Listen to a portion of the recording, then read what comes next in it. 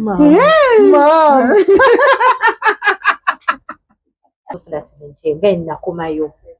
Nakumayo nze batuka ekiseera ne bambika.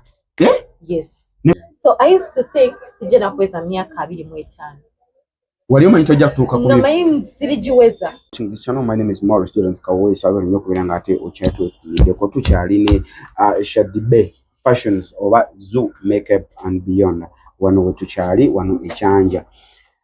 Mwine ebibuuzo bimwambuzaako last time ne sisobola kubeera nga mbiddamu oba nisobola kumufuna kuba mumanyi sometimes tubeera up and down tubeera oli eno nali eno so nali sisobola kumufuna so kwenfunye obudde leero njagala mbimubuuze ebibuuzo ebyo abiddemu kasita naye waali nina bye naddamuko simanyi oba byali bituufu bambuuza olina omusajja ne mbagamba olina nina proudly saying nina olina sina na musajja yekka nina mwami.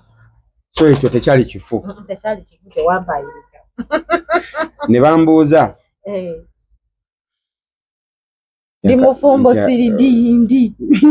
Nina abaana nga kanaana mbalina. Kati simanyi kikyo oyagala kirala. Anyway. Osaaga. Shadia, twalabako. Kubanga Luxury tukola group. I'm a Luxurian. She's a Luxurian. Proud one. Tukola birthdays ezenjawulo. Oba abantu bangi ba celebrities abakola birthdays ezenjawulo. Nagenda Zanzibar, nagenda Dubai, nagenda like mu nsi ezo yeza awulira nti nno kyekigenda mu making ogenda okusanyuka okukola. Ogenda okusanyuka. Naye gwe twalaba nga bwe wakola birthday yo wagamba nti nno kangende mu bakateyamba bano mbeeko kyembawa mbeeko kyembateekako atayina kagaali kabalema n'okamugulira kyewali osobodde atayina wakusula n'omu w'omufaliso atayina kyakwebika n'omuwa bed cover nga yengeri gye wa celebrating nga birthday lwaki gwe wakyuzinga ku celebrating nga birthday yo bwotyo ng'ate abalala bagenda mu masanyu. Nange sivumirira abantu bagenda mu masanyu. Yes, true. Kubanga nange nsobola era nali kikoze kera kyakikola sijama nti nakirekera nange nsobola ku celebrating nga birthday yange mu ngeri ez'enjawulo wabula omulundi ogwo naye nakyagala nnyo.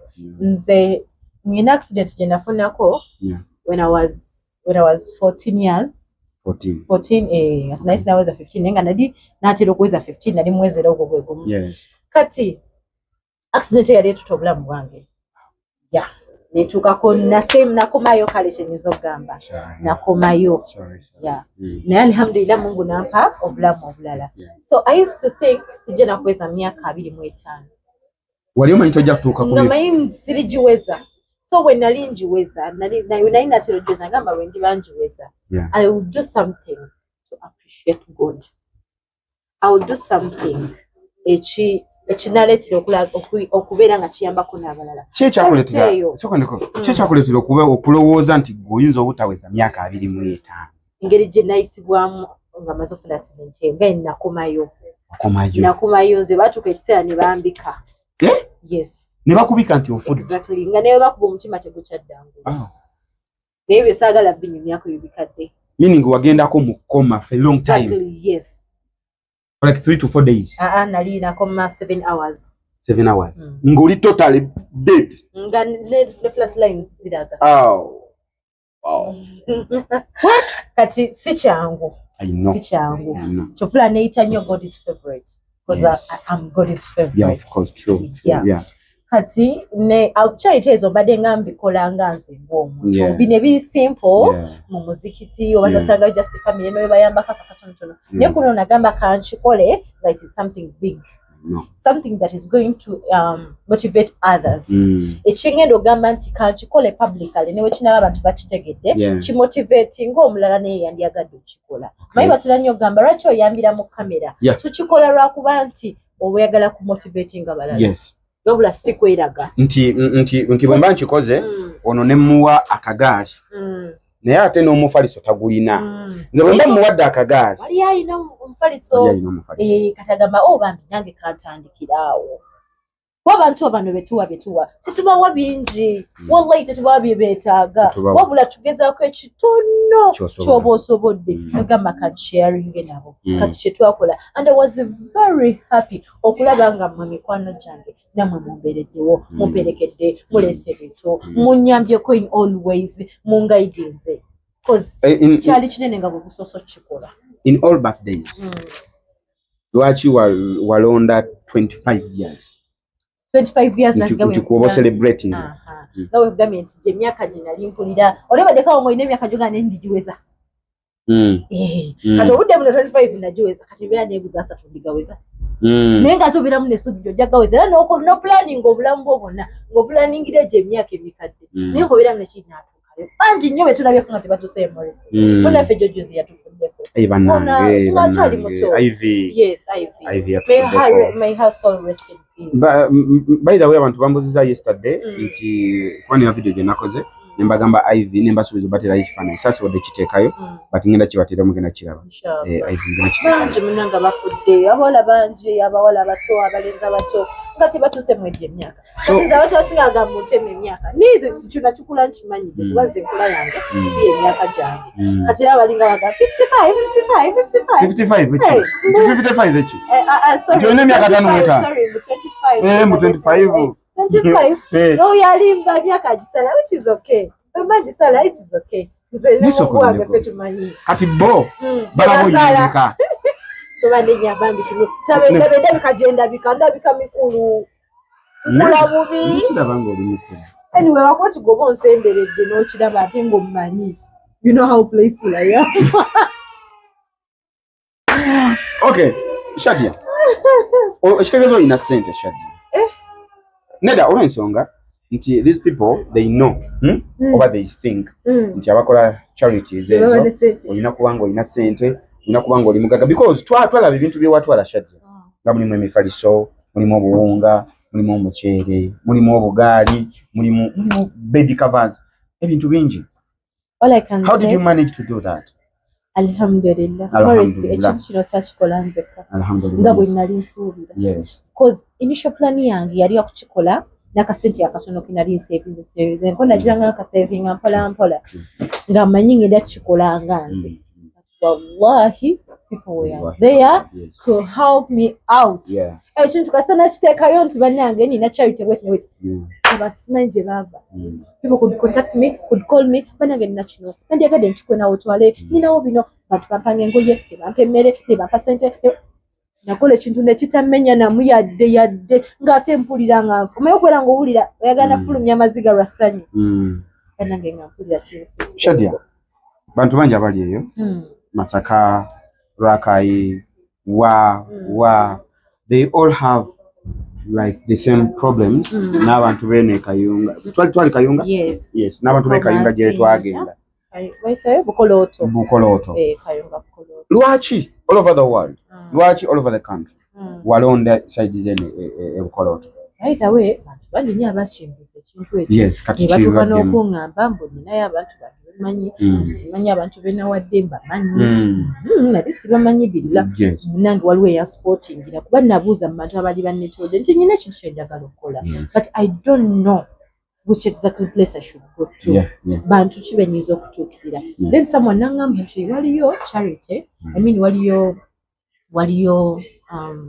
eringa ebanga charity home era charity home tebali bulungi maybe ebanga orphanage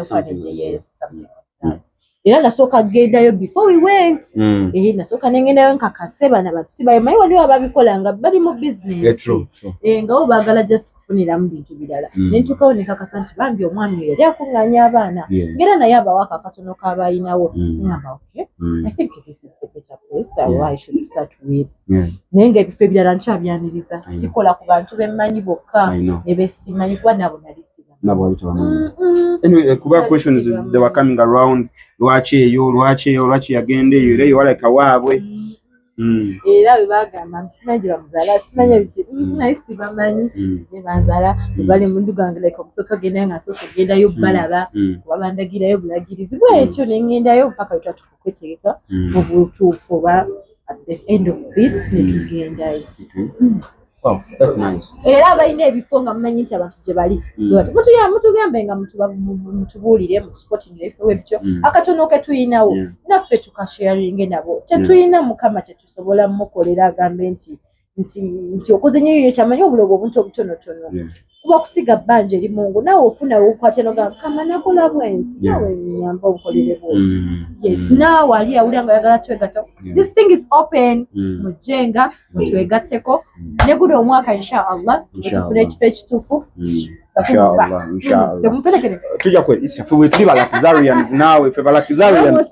twagamba Luxurian fwe tuli family oba Aromatic Entertainment tuli family munnaffe wagamba nti ngenda wano nga tujja munnaffe wagamba ngenda wano tujja twagala kwerekera enjawulo bandi bafa kusigina ba mentioning amanya kuba kanje nenga thank you next time sigale bwe muti waliwo abantu abawandika mu comment section yawo nga baagala kuleeta buyambi ndowooza wabalaba oba contacts wazifuna abamuna bafuna abalala ne bajja nga sisobodde kubafuna abalala ne bajjawo na late notice ng'ate olusimu ky'okwata ebintu by'abantu ate nga sigenda bitwalira abantu balina kubifuna basaagala ate nze mbifune neme bibawa ate bo bannyini byo baleme kubifuna bo balyazamanyiza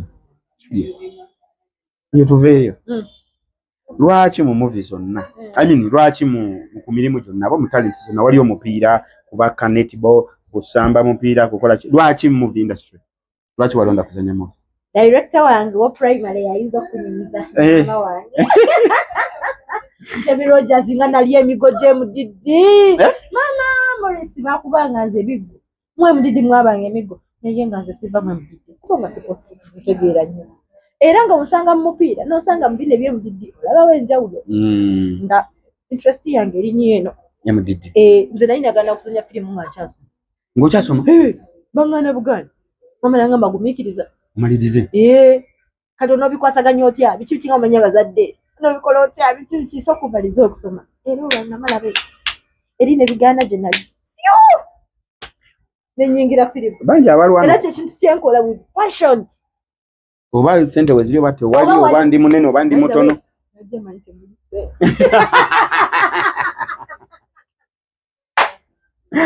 nayingira firimu ngamanyi temuli sente ngomanyi byabwerere ngamanyi kale bakola bukozi ne balabikako ku TV and that is all kumbe mwana kamane kumbe wali akawogo wali akawogo wali emikwano emirungi kati nafuna mwe bannange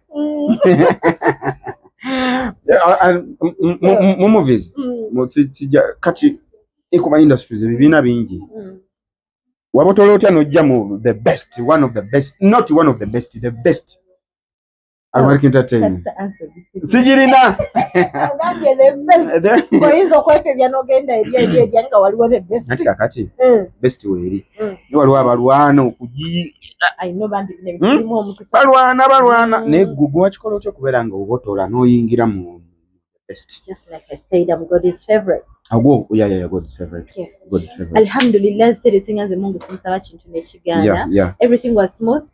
Nyingira bulungi mukamange nanyingiza. Yeah. Ntandika kuchapa. Ntandika kuzanya. Era yo by the way zikankubuli okuchanga nyingira mu Aromatic. Sisetula nkwede ekigere nekimu okudima. Okujjako okwesetula nga nzira mu maaso. Awo medlibo wago mmanyi. Mungu yamutekamu emikisa gyaffe giyitira mu ye. Maalik. Baby boy. Sa. Singa badao nanjo cha. Mwita baby boy anjo. Mwita baby boy akocha. Mwita baby boy anjo cha. Baby boy. Nange nkuyise taata. Alhamdulillah Mungu amutukumire nnyo. Ate amwongera amagezi n'okuyiga. Emikisa gyaffe agiyisiza mu ye. Alhamdulillah. Kama waffe tukwebaza. Walinye bali ddala. Tadeka amanyi mangi, tadeka tofali dene bweli. Dene tusaba ya Allah subhanahu wa ta'ala akumalire byonna. Chadia. Omanyi kati mbiyisa mu bwangu. Chadia. First scene yo yasokera ddala. How did you feel? Kati osini kati. Nali mukayisebuka gye nasokera. Mali sinaddala notunya sini yange yasoka siri jera. Yali twali tutudde meeting nga tuli wakati. Hani twakera ntukola makeup. Nakuba shadow. Makeup go nekolako siri mwera byo nalinga kibugulu. ono gwe nekozeeko kati ono kati ye namusoma ne mukuguka naye oli nakuba shadow blue pink blue yellow lwaki wali ofaaji njagala kulabikako bulungi bulijjo abantu balaba embeera eyo nedaba nampijja ng'oyagala osenge bannampijja si kubasinga wabula yafaananeko nga bo kale ng'oyagala ofaanane nampijja Diana Sara yali akyaliwo by then Jamila Kalungi ng'oyagala bafaanane naye mukwano nabayitako wamalira omusaza akagwekangaawo kyokka nga nakagweke nasookeramu nako kali ka strips naye nga kati nenga akakole bushado nga bufaanagana n'obugoye bwe nyambadde waite oyo afuuka ajafuuka akanyonyi waliwo gwe nalabako sini eyo ekyaliyo mweri mukebisebuka ngenda ginoonya abantu njiba Simbi yakuyankyalina okunkyayambuwa fambu ku lwange bantu bakukyawa naye nokimanyi nafa ku lubo bulavu yali ku lubo omutima nga guvaawo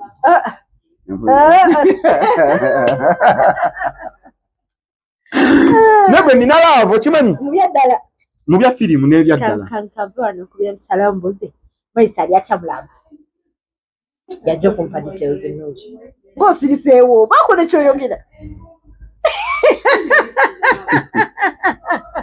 Shadi entalo zotankula entalo zoyingirira n'osobola omalako nazo ati yayinza okumpa ebituufu amaatu gaali yekuba kati ffe tetumanyi laavu yati bayitawe bannange mubaire mukimanyi nti mulowooza tweyagala ne lwaki balowooza tuba tweyagala anti munenge gye tubondinga I think kati omuntu asobola otusanga tuli bwe tuti Kutuli nagamba abo bemala dda lava eri awo naye nga bannaye nga mbeera eyo wammwe nga mubondinga ne basisita bammwe ne babrother bammwe naffe we tubeera eno famire nga namba mulina emirimu gyammwe kyokera ku makya n'ogenda mu katale n'oteeka wano ennyaanya zo gw'oli muwala oteeka wano ennyaanya zo n'omulenzi n'ateeka wali entula ne mukuba ekiboozi naffe bwe tuba naffe kati kitwale nti naffe zino nnyaanya n'amatooke na butungulu Shadi anampereza waye kati customer najja nagula ennyaanya ku mulenzi kati omulenzi n'amugamba noli muwala alina amatooke n'amulagira n'obutungulu oba nambuzawo wenyinza okufuna obutungulu ng'alina kyali gendawo ate munno sasa afuna buzibu n'otambeererawo sobola kati naffe bwe tuba nti Shadia bw'aba alina kati customer asobola okujja n'agula engatto ewange n'aŋŋamba naye engatto nina omukolo ngatto makeup nyinza mujjawa Baida Shadia nyinza okuwa omulimu nno waliwo customer nga ennaku zomwezi 18 nina omulimu gwe nabuukiriza it's a graduation party wow thank you very much it's a graduation party naye inshallah kanzire njogere ne customer nze deposit wange yamumpadde wakuba deposit wampadde mungi yenna namulidde kati manja ntono kati sente z'amafuta simanyi togenda okukola ozoba waziridde naye nga we thank you guys we thank you Shadia ebibuuzo ndowooza biweddeyo wabaddeyo bizibu ki kale ebirungi ate birungi bitya byofunye mu movie industry bingi nnyo bingi nnyo bwira nga sandyagadde byogera abantu kukwatibwa nno but alhamdulillah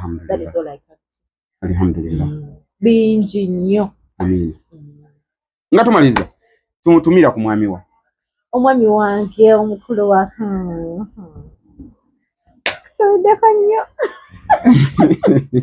tumiddeko nnyo omwami wange omulungi webale kunjagala webale kunkoma webale kuŋŋomira manyi naye nyina eddalu neyaŋŋomira wansanga nsibise nga mbuuza hanyayoke yamanyira kubeerawo nga ndipo eddalu but I love you so much and thank you for loving me bwe bakati boolekera abantu ba fans ba Aromatic Entertainment just no tubagala nnyo nze ng'omuntu mbagala nnyo mwebale kutwagala mwebale butasa mukono ne musigala nga buli kye tuleeta mukyaniriza buli kye tuleeta ne mukyagala ne mukisapootinga kye mukola kye kisinga obungi olaba ka data okewerekereza ne bakugamba you have used 100% of your data nga wakati obedde olaba nga firimu ebadde mu makkati agamba kanyongereko ndabe mpaka kamalayo amusinga big up abantu b'omu nsi z'Obuwarabu mwebale kubba warufaari diaspora mwenna mwe musinga bangi kyemukola kyekisinga obungi abali musiza bawarabu bigapo ng'oli mu kiyumba n'omala okola emirimu gyo naye ng'olina okulaba aromatic etaddeyo kaki kyano kiku LM trust aromatic byonna n'obeera nga ozeetoololako era ng'oli updated. Thank you for subscribing. Neti mwerabira ne YouTube channel eno yetaaga bannaye tugikuze yetaaga subscription yetaaga likes yetaaga comments bell oba olina okunyigako Morris lwatekayo nofuna ekintu nga okikyayo kya naye mbeebaza these guys they supported me account eri mukula etambula mwe mwana lwa ndiba waaki bantu mwe bale nnyo mwebale ddala we appreciate thank you so much ne sister wange kayongera okubeebaza okubeera nga mumpagira nsigadde amannya Nakalema Shadia Matala Gechencha kya Bukede TV yongerako esawa yonna nyina kye basabukira nkireta abali ku kyeyo abanoonya okuba muteeka sente zammwe mu investingira sente zammwe mbaleetera amataka ag'enjawulo mugenda okubeera nga mugula muzimbe obuyumba bwammwe mulinde package nkyagireta yongerako saagala kusumulula bitannajja yongerako kye muba mumanya esawa yonna nyina kye ngenda okubeera nga basabukirira inshallah mbasabukululira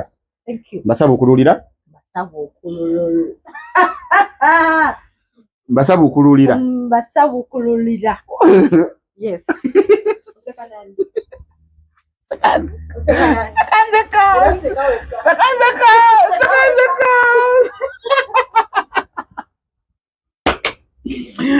Okay, Dr. Morris Jones Kawesa State Art Aromatic Entertainment Madene Shadibe Fashions atenga ali ku Zoo Makeup and Beyond emwe bali nnyo okubeera nga mutuwagira makeup Zoo Makeup and Beyond tukyali wano okubeera nga tubaweereza weetuli sawa ino okubaweereza mwe bali nnyo mwe bali ddala Zoo Makeup and Beyond tuli ku namba y'essimu 0705 69 3378 woba otunoonyeza yes woba otunoonyeza oba munaika Shadia kagide mu Luganda eri noti musanvu noti 5 nkaaga mu mwenda 33 musanvu mu munana tusangibwa wano Kyanja US Mall level 2 oba tutuseko dolo okuva mu madaala we batukuva ku madaala kubanga ova mu elevator ffe bw'otuukirako katukuwa service we are the best when it comes to do makeup. Thank you so much guys. Atenga Morris Fashions naye bagamba ngatto zonna tuzina gwe beka bakana nga bakakazala nga kakyakawa nengo yagala kambale ku ngatto mom